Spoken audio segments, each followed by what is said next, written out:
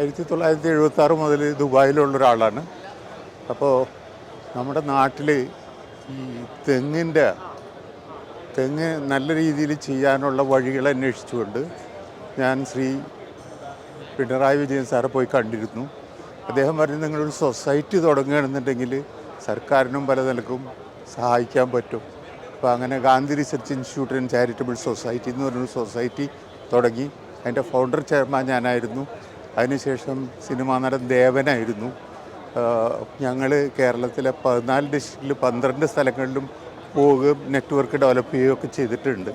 അപ്പോൾ ഇവിടുത്തെ കാര്യം എന്താണെന്ന് വെച്ചാൽ, പ്രത്യേകിച്ചും ഈ തായ്ലൻഡിൽ പോയിരുന്നു. അപ്പോൾ അവിടെ അവർ കരിക്ക് നല്ല രീതിയിൽ അത് കട്ട് ചെയ്ത് പബ്ലിക്കിന് നല്ല കരിക്ക് കിട്ടുന്നുണ്ട്.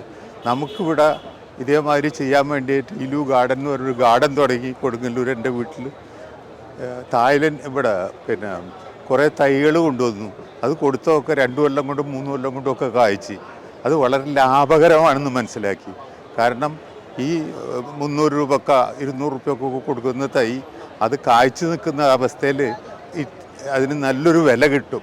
അപ്പോൾ ഇതിങ്ങനത്തെ കരിക്ക് പാർലറ് മറ്റുള്ള സംരംഭങ്ങൾ ഹൈവേ സൈഡുകളിൽ തുടങ്ങാനാണ് ഞാൻ ശ്രമിച്ചുകൊണ്ടിരിക്കുന്നത്.